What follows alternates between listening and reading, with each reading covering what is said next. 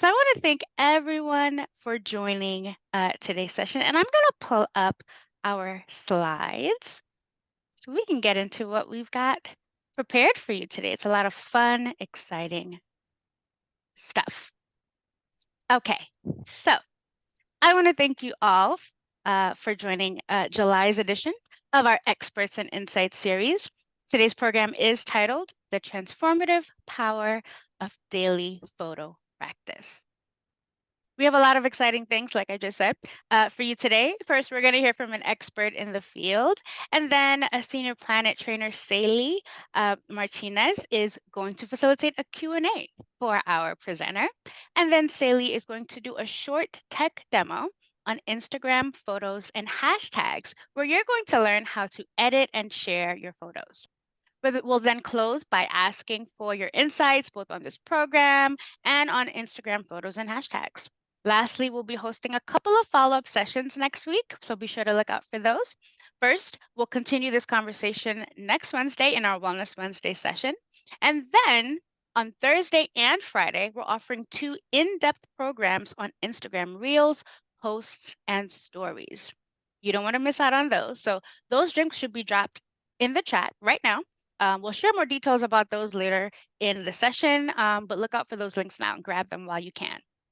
Before I introduce our presenter, I want to mention that Senior Planet seeks out subject matter experts for these programs, many of which have used their expertise in the for-profit sector.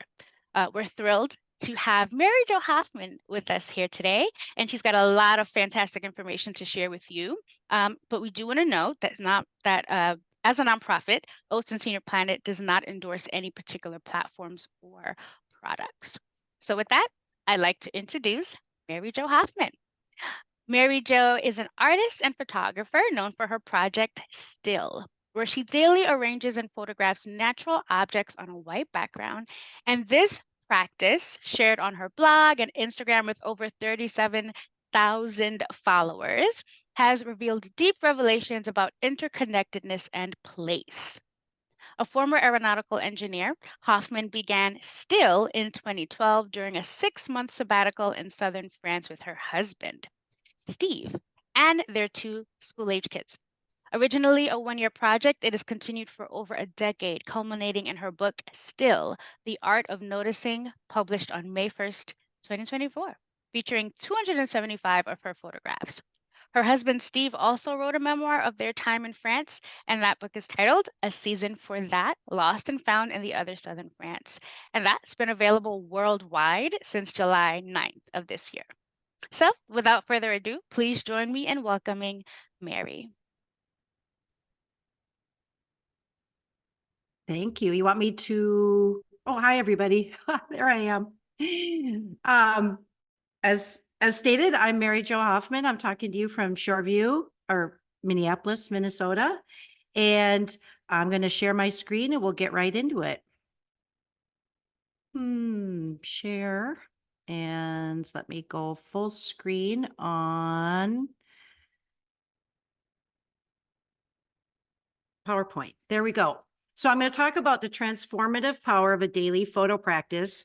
And as mentioned, this project started in 2012 when in my mid-40s, my husband and I decided to take our 2 school-age kids who had gone through French immersion public school here in St. Paul, Minnesota, and go to France. And we just picked the south of France because we're from Minnesota and it's warm, and put them in a village school and hope that they would cement their French education and maybe tip over from being sort of conversational in French, maybe into fluency. So that was the motivation behind it. So, but it was the first time my husband and I hadn't had to work in our adult life. And we were self-employed. We put our self-employed businesses to rest for 6 months. And suddenly the kids are in school from 9 to 4. And we had the first free time of our adult life. And we're in our mid-40s. And I had been reading some personal finance books. And one of them recommended that you should practice for retirement before you get close to retirement, because you can't expect to walk out the door one day and know exactly what you're going to do the next day. It made sense to me. Of course, everybody has a lot of people have that pent up travel desire when they retire. But after that, after you make your trip or two, what are you going to do with your time? So my husband and I had both had creative ambitions as young when we met in our 20s, and those all got tabled and set aside while we raised kids and scrambled to pay mortgages. And so here we are in our mid 40s. We have a few hours every day. What are we going to do with that time? My husband had always wanted to be a writer. He started writing and journaling. That ended. I'll mention that briefly at the end of this talk, in a new memoir that just came out from Penguin Random House. And I had been a 20-year amateur photographer, hobbyist, and I decided to do a photo a day creative challenge. And it was really nothing more than a creative challenge to make one photo every day for a year. And that's the project I'm going to talk about. So the project was called Still, and as in like still life photography. And the idea was to make one photo every day. It'd be like creative calisthenics. I was just going to keep creatively limber, do a little something every day. And I had just discovered the online creative community. They looked like they were having fun. My thought was, I'll make a photo because that's the creative skill I had the most experience with. And, but I wanted to share it online so I could become part of this online creative community that looked so fun. So my idea was found nature. We're a nature family. I also had at the time, a 2-year-old puggle that needed to be walked every day. So I would walk the dog, pick up something in my environment, bring it home, and photograph it. I chose this bright white background because I'm a bit of a minimalist. I liked the graphic quality of it. And I would photograph it and share it on the blog. So that was the project. I was going to do it every day for 1 year. You're going to see what happened, what came of it. And then we're going to talk about one-a-day projects, why they're so powerful and why you might want to try it yourself. So as mentioned, I was an aerospace engineer for the first 20 years of my life. I quit in my 40s, early 40s. So because of family planning and corporate takeovers, then I was heads down with little kids for a few years. And then I started this project Still, and it's evolved into something that is now full time. I call those 3 phases of my life: becoming, doing, and being. I just turned 60 in May, and so I'm in what we refer to in our household as our third act. So this is my daily routine. I walk that dog. He's still around. He's 15. I pick up whatever catches my eye on my walk, and then I come home and I photograph it on white on my kitchen floor, and I post it to a blog named Still. I've been doing that every day. You can see this is a typical day for me. This is actually the woods that my house is in Minnesota. That photo's taken in July. And you can see the kind of sort of graphic presentation I do. That just is my personal style. I do that once a day, post it to the blog, and the blog was simply a way to share. It was really Instagram existed when I started this project. I wasn't using it at the time, so I just used a blog. Now I share on Instagram and a blog, and we'll talk about that. The project quickly became a family project. The challenge of finding a new subject every day to photograph is essentially a treasure hunt. And so the kids got into it. This is my daughter. She actually, every day, doing a project every day for what's now been 12 years means, 4,500 some images, I would often rope her in and say, Eva, come help me make a composition. Interestingly, she did go on to become a designer. So the project became a whole family project, which was part of the fun. The finding the subjects. Here's my husband whenever I need extra patience with a composition or added height because he's 6'1". He gets roped into photograph. That's not a what I made that composition on the floor in one day. Those are just pressed leaves, but those leaves were collected over a long period, and that was a particularly ambitious day. Typically, it's me on my kitchen floor. And we're going to talk about the kind of photography I do.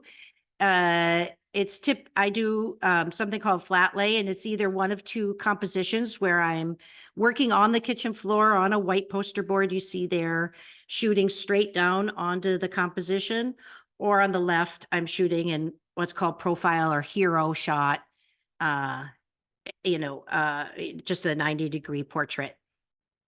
So after 12 years, those photos add up really fast. We're going to talk about the power of dailiness. And I just did the math this morning, and today I have not made today's photo. I will after I give this talk. I will be making my 4,583rd consecutive photo. It sounds crazy, but I'm not crazy. I guarantee you. I'll tell you why that happened.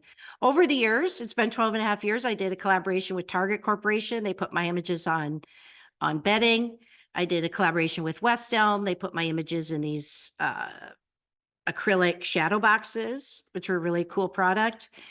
Mostly I sell my images today to designers. And on May 1st of this year, I just had a book come out with Fiden called Still the Art of Noticing.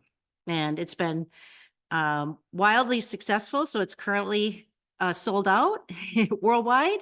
And there's a second printing that's due in about a month. So if you're looking to purchase the book, be patient. It will be here in about a month. There'll be a second shipment coming. So we're here to talk about photography and iPhones or smartphones. I promise we'll get to that at the end. I'll talk about the how-tos. People ask, could I have done this project on an iPhone? I happen to use this camera shown in the photo, just a standard Canon camera, nothing special, not professional, just a standard Canon camera. But absolutely, it could be done on an iPhone, especially today, once they went to those triple lenses. The image quality is so high that it could easily be done today on an iPhone. And the quality would be nearly as good. We'll get into that. Just real quick, some of my favorite phone apps. I use this app called Seek for identifying plants. It's very handy because I end up photographing a lot of native plants, a lot of weeds, a lot of roadside weeds. So it's very handy for identifying plants. Merlin is probably my all-time favorite app. I just put it in here. It's not needed for this photo project, but I love that you can turn it on, and it's for identifying bird song. And you just turn it on and it just listens to the bird song around you and tells you all the birds that are around you at any moment. It's addictive. I love it. I sit on the deck at night and just watch. I watch the app identify all the birds singing around me. Snapseed seems to be what everybody's gravitating now for photo editing. I do my editing on my iMac with a Photoshop. It's just habit and routine at this point. But I have done it on Snapseed and it works just as well. Most of the functionality now that you can do in Photoshop can be done with apps on the phone. And then I share, and we're going to talk about the importance of sharing because I think it's part of the creative process. You're not done until you share your work. And we're going to talk about sharing. And I use Instagram, and really for sharing photos, Instagram is where you want to hang out. Okay, this is what daily photo practice looks like for me in the real world. I do want to make a quick distinction.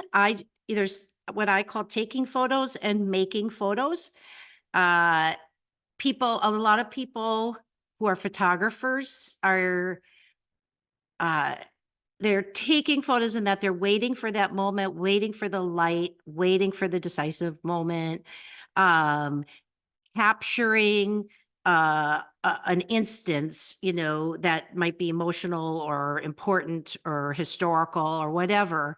I'm doing something very different. I'm making photos. So instead of capturing a moment, I'm actually setting out deliberately to make a piece of composition, a piece of art, whatever you want to call it, that then I capture with a camera. I could just as easily then paint it with watercolor or sketch it, but I capture it with a photo. So there's two notions in photography, taking photos and making photos. I'm making photos. The kind of photos I mentioned I'm doing is flat lay. Flat lay's been around not forever. It goes back to the 1980s. There's a history with it, but this isn't we don't have time to go into that, but it is Instagram that resurrected it as the sort of the high art form that it is now. And that's just simply, making compositions on a flat surface and then photographing directly above. And that's the kind of photography I'm talking about today. So every day for 12 and a half years, I have been taking one photo a day of a found object near me. I pick up the objects, I bring them home on my kitchen floor and photograph it. We're going to get into all that. The project has been incredibly profound. It has, I have learned an incredible amount of, I've gleaned an incredible amount of insights from the project. And it's all documented in the book. But the first one I learned was this thing that I call the transformative power of dailiness. It comes, let me tell you a little anecdotal story about Jerry Seinfeld. He was apparently giving a show one time. A young comedian came up to him in the green room afterwards and said, "Hey, Jerry, what's your advice to a young comedian just getting started?" And Jerry Seinfeld was said to have said, "Get yourself one of these big wall calendars, put it, for a year, put it on your wall, and every day write down one joke, one thing you think is funny, and put an X on that calendar and never break the chain." So what I've been doing is making one photo a day since January 1st, 2012, and I have never broken the chain. And I call it a form of radical incrementalism. And the power of it is sneaky. It's a very sneaky way to work your way into a creative practice, a creative hobby. We're going to get into it. The reasons why dailiness works is profound, and it's so simple. It's so simple and it's so strong and so powerful that I want you to consider it. And we'll talk about that at the end. But one of the things it does, a lot of the things that trip up creatives, artists, hobbyists, is perfectionism. The dailiness overrides perfectionism because you have that daily deadline at the end of the day, and then another chance tomorrow to do better. So these two images are one day of my blog still. The one on the left is a pile of grass that I grabbed in the front yard as the sun was setting and just pushed into a loose circle and made a photo. And that was that day's photo. It will never be hung on a wall anywhere, but what it meant is that I didn't break the chain for that day. The picture on the right was a day I happened to have 2 or 3 hours free. I could get a little ambitious, spend time playing, spend time running in and out, grabbing little bits of foliage. So 2 days of still. One looks perfect, the one on the right, but the one on the left wasn't, and it doesn't matter. The important thing is not breaking the chain. Dailiness shuts down the inner critic. These are dead daddy long legs. I was sitting on the deck one night, hadn't made still, forgot about it. Sun is going down, and I see all these daddy long legs caught in the spider webs on the deck. I thought, well, that's kind of interesting. I put, that's a photo. If I didn't have a daily deadline, I would have said nobody wants to see a bunch of dead spiders. I would have shut myself down. My inner critic would have said that's a gross subject. That's the power of dailiness. It overrides that inner critic. I say it snaps you out of autopilot because every day you have to think of that new thing to photograph or paint or sketch. And so suddenly you're spending the better part of your days with your eyes wide open, being very present in your environment, looking around, what could I capture? What haven't I done before? So it snaps you out of autopilot in a way that's very, very life affirming. And it lowers the stakes. Here's a photo that I actually quite like. This is just my subjects tend to gather on the dining room table until I sweep them all off into a box and throw them back outside. And this is what was left behind after one day of cleaning up my my specimen table, which is actually my dining room table.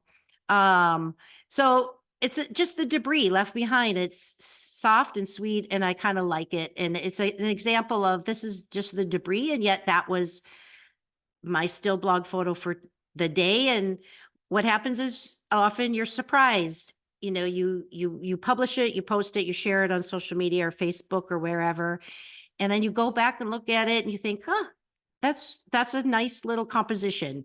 And you're surprised at what happens when that inner critic gets shut down and the perfectionism is overridden. Um, Dailiness is the easiest and hardest thing. Everybody can do it. Almost nobody does.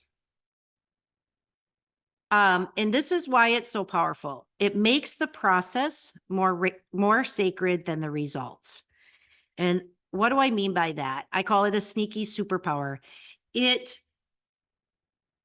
When you try, and there's, you don't have to commit to a year or please don't confuse, you don't have to commit to 12 years. There's a lot of these 30-day and 100-day challenges. And what dailiness does is,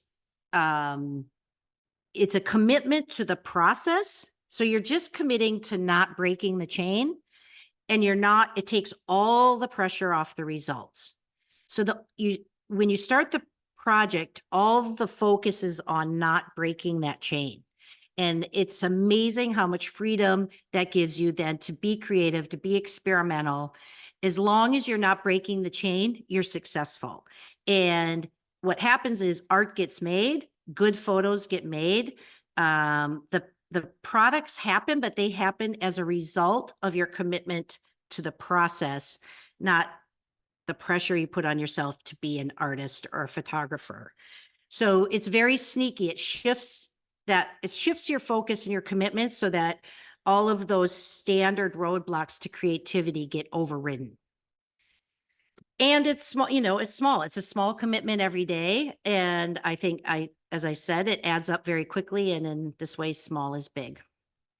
So I'm going to go through one of the things that one of the profound things I learned from this project. Is meant to just be visual eye candy for you. Just sit back, don't try and read the slides. The words are there just for me. Just take in the images. This is what doing a daily photo of found nature led me to over the years. It's something I came across in like 5 or 6 years into the project. I came across a reference to an ancient Chinese calendar called the 72 microseasons, which divided the annual year into 5-day increments of seasonal unfolding. And when I saw this, it was a very obscure reference in a very obscure book. And when I saw it, my heart leapt, because after 5 or 6 years of having to find a subject to photograph every day, I was starting to, I don't work ahead. People always ask me that. I was starting to notice that, like, when the pussy willow bursts in spring, I have about 5 days to capture that before they're gone. They're battered. The wind blows, the fluff away.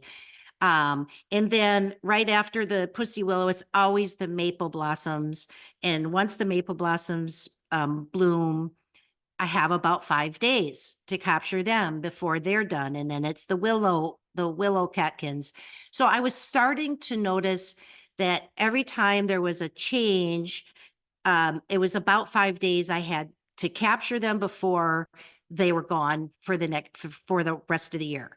And so when I saw the 72 microseasons with the Japanese, and that they were indeed in 5-day increments, I couldn't believe it. I looked into it, and it was during this, they lived by this 72 microseason calendar for like 500 years in Japan during the Heian period about 1200 years ago. And so it was very well developed. I decided I could do that for my bioregion, which is, I'm in Minneapolis, which is the Great Lakes North. I call it Maine to Minnesota, the northern part of the United States. And because I've been closely observing, in order to find subjects to photograph, I could document my place with that kind of specificity. And so that's what I've done. Here's the 72 microseasons of the Great Lakes North as I've mapped out. Again, just sit back, let it wash over you. It's meant to be visual eye candy and inspiration for, for you to think about for a project of this kind. In deference to the Japanese calendar, I started the calendar the same time they do, which is February, third week of February. And that's because that's spring in Japan. It's not quite spring in Minnesota, but I wanted it to be similar to the Japanese. So I'm just going to read the seasons, these micro seasons. There's 24 what they call seasons, and then there's 72 micro seasons. I'll read both of them as I go through. So let's just go through them real quick, and then we'll get back to the practice. So time of awakening, bright sun, long shadows, red osier dogwood stems turn scarlet, waxwings get drunk on fermented crab apples, time of thaw, tinkling of melting snow, herons land on icy shores, pussy willow softly explodes, time of sap, leaf buds swell with running sap, sparrows return, bulb shoots climb through soil, time of rain, lakes swallow last winter's ice, birch catkins dangle from bare branches, mallards dabble near shore, time of birth, frogs call for mates, leaves burst from buds, robins start to sing, time of blossom, elm samaras crunch like snow peas, ferns unfurl like scrolls, apple blossoms profuse. Time of greening, lilacs perfume the air, spruce tips sprout green tassels, thunder rumbles in the distance. Time of growth, milkweed pods swell, summer's green curtain descends, fireflies wink after sunset. Time of light, this is where we are. Oh no, this is June, sorry. I thought it was July.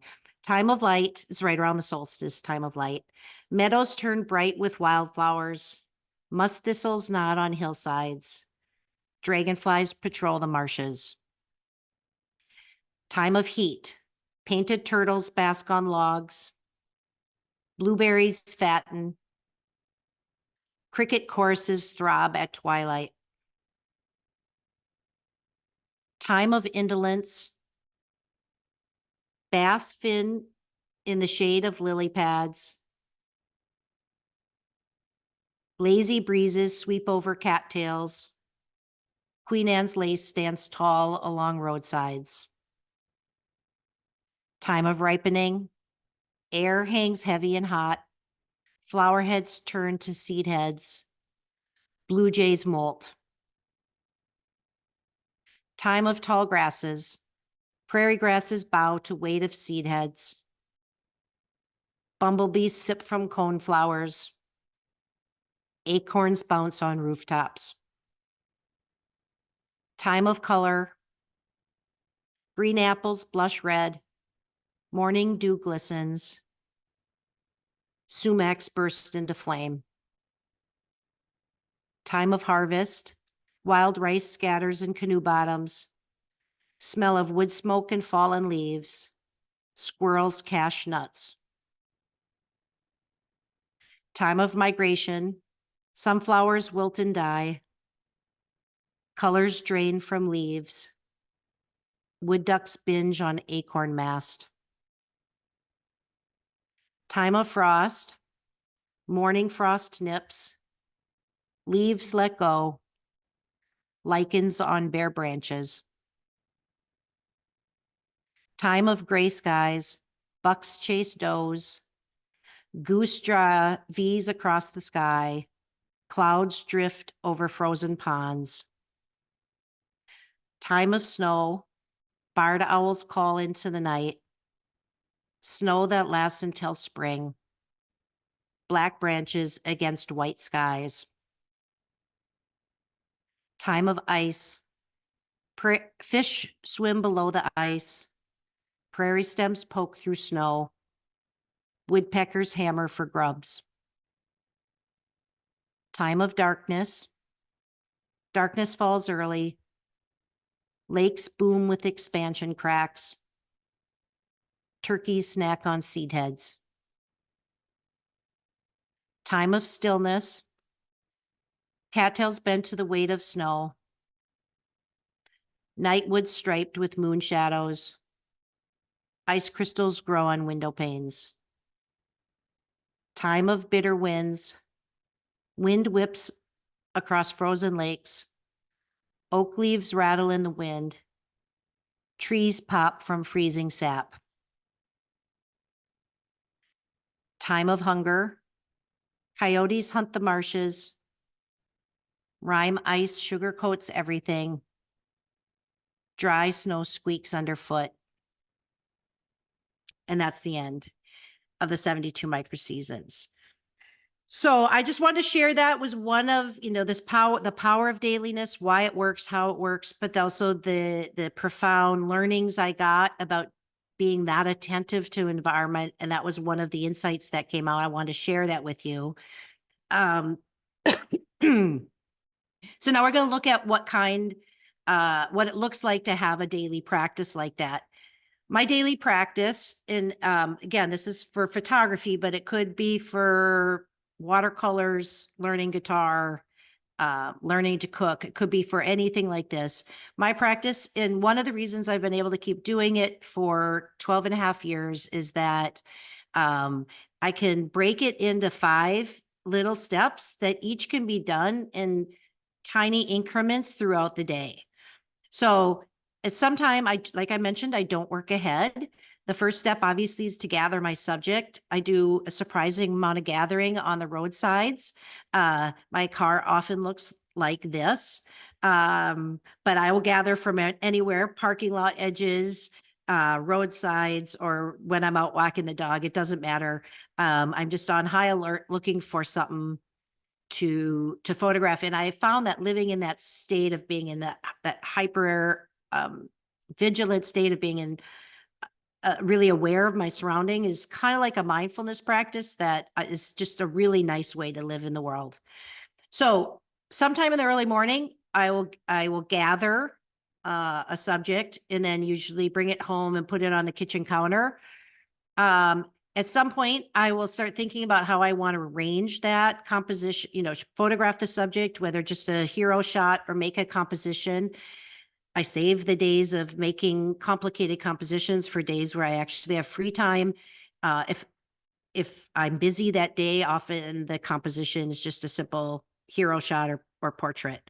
But at some point, I'm thinking once I've know how I'm going to arrange the subject, the photographing is quite straightforward, and we'll talk about that. Here's some of the different kinds of compositional things I've tried. I've tried everything. 12 and a half years, 4,500 images is a lot of photos. I love to, I'm an experimental by nature. So I love to try new things, but I gravitate to the things I like. You can see here, I like grids and lineups and circles. You can see the aerospace engineer coming out in me. I really love gradients. Um, and, you know, so this is just what came out of me. If you did 4,500 images, what you would gravitate would be very different. Mine tends to be geometric, repeat patterns, kind of a little mathematical, linear, gridded. Um, I like to play with different compositional tricks. One of them that was taught to me by a photographer for Martha Stewart Living, called it the hip bump. It's a fun story. I don't have time to share it, but he said the creative director there would hip bump the tablescape that the stylist had set up after they'd made everything perfect. He would hip bump it and say, okay, now we're ready. Ever since I heard that story, I do the same thing. I make my composition very gridded, very orderly. Then I hip bump it and photograph it again. And it's one of my favorite techniques. There's a similarly, I say I use chance as an artistic medium. Here's 3 piles of the very same, exact same piles of beach rocks. And one of them on the left, I've lined up the stripes on the top to make a, almost like a backwards question mark. On the pile in the center, I hip bumped that pile so that the lineup is there. It's suggested, but it's not quite so obvious. And then on the right is just a random pile. And I put these on the internet often and ask people, what do you prefer? And the results are always so interesting because in this case, I got probably 300 answers and I got 40% of the people liked the perfect lineup on the left, 40% of the people liked the loose lineup in the middle, and 20% of the people liked the random spill. So in my point in sharing this is it doesn't matter what you make what you like, and that's your audience. So if you like orderly, tightly composed compositions, that your audience is that audience. And if you like loose spills that are random, just showing sort of color and texture, and then that's your audience. So it doesn't matter, make the art you like and share it, and you will find your audience for that kind of art. I use time as an artistic medium. If I make a composition, as you saw me, I work on poster board. I will photograph that, post it for the day. And if I think it has potential or I like it, I'll just put it in a spare bedroom and check on it 2 weeks later and rephotograph it. And I have a lot of fun with that. Here's another example, just roadside daisies on the left, and then the same daisies 3 weeks later. And it's surprising because I would have never thought those daisies would have dried to that composition, but that's what they did. Okay, photographing, that's why we're here. Interestingly, I do teach a lot of photo workshops, but honestly, for what I do with the flat lay photography, I work on my kitchen floor. I use natural light. One of the reasons I've been able to do this project for as long as I have is that I've very, very intentionally kept it very low tech, very low equipment. So like I said, I could at this point easily do this project with an iPhone. I use those white poster boards when I'm working on the kitchen floor. But I have used open journal pages. I've used my husband's white t-shirt. I've used my white walls as backdrops as well. If the day's getting away from me and I'm not home, say I'm at the hospital with my mom, who's been in and out of the hospital several times in the last couple of years, I could just use a white wall and a potted palm from the hospital and take a photo, edit it on my phone and post it and not break the chain.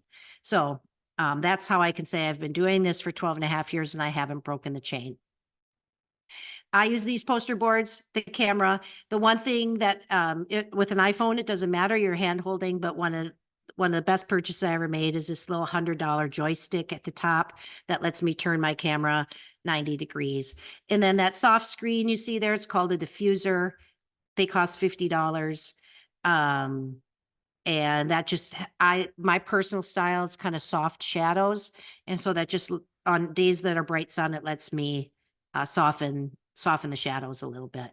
So because my subjects sit on the floor, they don't run away, they don't twitch, they don't smile or squirm.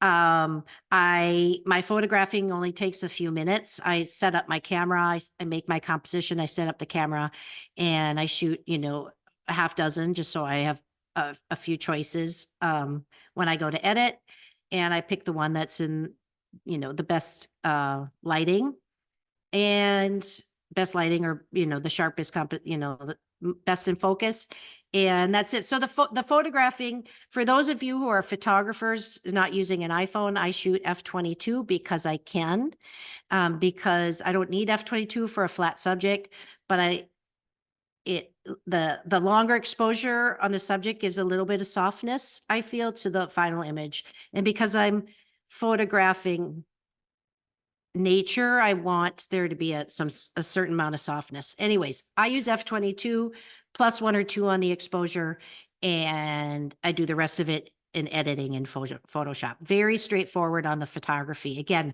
I'm making photos, I'm not taking photos.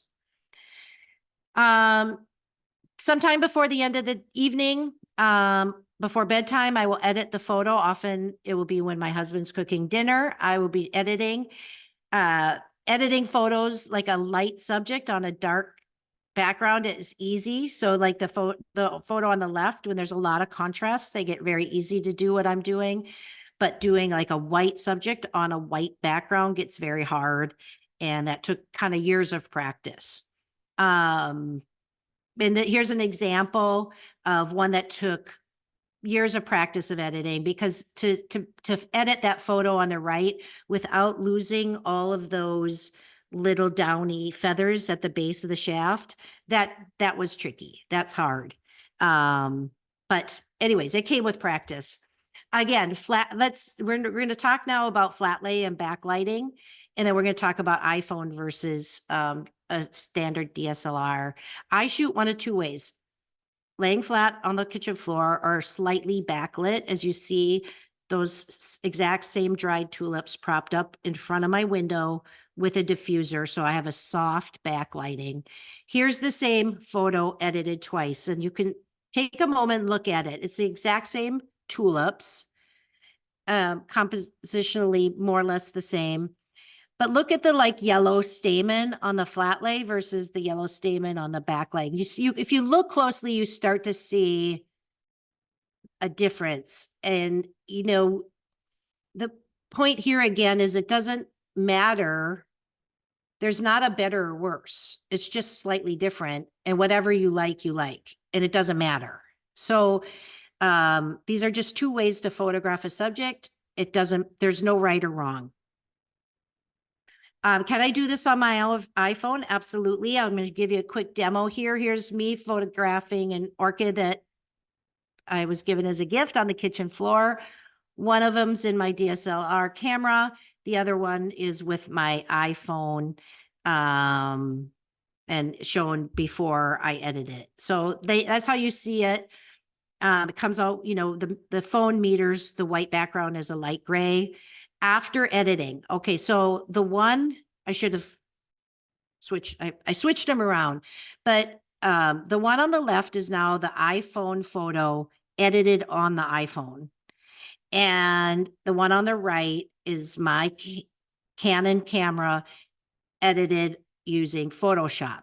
Now, I did edit them more or less to be similar, but I'm just showing it can be done. The only difference is that if you were to blow these images up, and my art is being blown up now all the time to, about 6 feet in size. If you were to blow the images up, then you would see the difference in resolution or just pixel quality. So that's the only difference. But at this point, if what you're doing is sharing to Instagram or sharing to Facebook, nobody would see the difference. It's only until you would put it in print media, like a magazine, or if you were to make a billboard out of it, or if you were to make a 5-foot print to hang in a hotel lobby somewhere. That's the only time you'd see the difference. And even then, today, the smartphone cameras are essentially good enough to even do that. So my last step is sharing, and I have to say, this isn't an optional step. I really think the creative process, the artistic exchange is not done. And it's not done when you hit save, when you just say save to photos on your camera, or when you say save on your desktop. The final step in the artistic process is sharing it, putting it where people can see it, and then the final exchange between the viewer and the work. And so I share in 3 places and only 3 places. I'm not, well, I'm 60 years old and I'm not, I can only do so much social media. I created this blog 12 years ago to house the images. At this point, it's sort of like an archive. There is a group of us worldwide that start our mornings with a cup of tea and looking at still blog. The little details in the bottom corner of the blog there always has a little paragraph on why I picked that subject or where the subject came from, or even maybe what I'm reading right now. So there is a little online community with the blog. I do share to Instagram, and that if I share behind the scene photos, it's often on Instagram. And then I pin the morning's blog to Pinterest, and that's it. I'm not on Facebook. I'm not on TikTok. That's about the most I can do for sharing. But I'll summarize by saying the secret is to do good work every day and then put it where people can see it. And this idea of dailiness and the idea of sharing are very important to this process. So the final thing I want to talk about is, I'm going to check my time here. I got, 3 minutes, is to inspire you to think about doing one of these 100-day projects. Because if I asked you to do a year, I think a year is more powerful, but if I asked you to do a year, I'd probably scare you. So I'm going to encourage you to do one of these 100-day projects. You commit to the process, not to the results. Make sure that however you set up your project, whether you're learning to do watercolors or iPhone photography, the minimum requirement to not break the chain is low, because days will get busy, days will get away from you. And so make sure that the minimum, however you set your project up, you can declare success of not breaking the chain by doing something quite simple. And I'm going to just give you some examples. You could do a painting a day. Again, they don't have to look like, an accomplished landscape right off the bat, but you will be surprised how quickly it adds up to something interesting. If you do stitch work, you could do a little applique a day. I personally like collage. This one I think is clever. These are just the ends of boxes, packaging, product boxes, cut off and laid out. You could do something as simple as that a day. Obviously, a doodle a day, a sketch a day, which I'm thinking of picking up soon to teach myself how to sketch. A watercolor a day. Again, all you have to do is put water pigment on paper. You don't have to, start with flowers or landscapes. But if you wanted to start with flowers or landscapes, you could. Just make sure that the minimum to satisfy not breaking the chain is very, very simple. If you were a quilter, you could do a quilting square a day, and after 100 days, you'd have this quilt, a 10 by 10 quilt. Even just pressed botanicals, picking one leaf, one flower, one stem a day and tucking it into a book. My books on my shelves, if I pick up any one of them, a spill of dried flowers comes spilling out. If you want to do a photo a day, start simple. Just say, I'm going to photograph the sky every day. And it doesn't even have to be the same time of day. And it's fun to see how quickly it adds up to something very interesting. Another idea would be just hands. I'm going to take photos of hands every day for 100 days. my hand, a neighbor's hand, a grandbaby's hand, the postman's hand as he hands me my mail. I mean, anything, and just pick a theme, and it's fun to see how fast it adds up. But how many of those, when you go back to those 100 photos, you'll be able to pull out 5 or 6 that you're really, really proud of, that you would consider artful. I personally, my favorite challenge is by color. I like to give myself assignments. Today, I'm just going to photograph blue. Today, I'm just going to photograph green. Today, I'm just going to photograph orange. It's really a fun way to look at your ordinary environment and see it with new eyes. So that's it. To notice is to honor.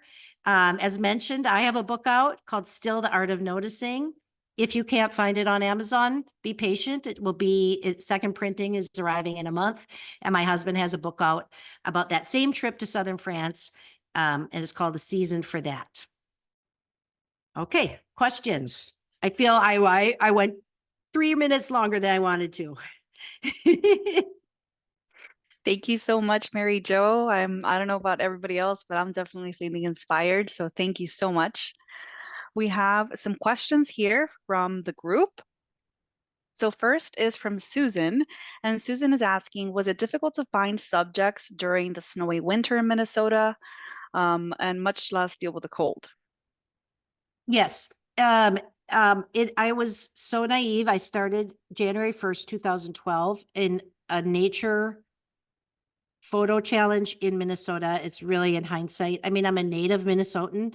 I know these things. It was a crazy hurdle to give myself. But honestly, at this point, and I like winter better than July. Like July and August for me are extremely hard. It's not so much decision fatigue as there's a wall of green that's so thick I can't see through it. Also, every time I pick something, it immediately wilts. So July is weirdly more difficult than winter. Yes, I'm, doing branches and stems and pine cones and pine needles. And I do them for 5 months. And the whole rest of the world is in spring, in March, and we're not. It's a killer. But it's almost easier to find subjects against the white blanket of snow in winter than it is to see subjects against the green wall of July. So. Awesome. Thank you. And again, another question coming in. Do you have a date in mind where you'll break the chain? Has this ever been stressful for you?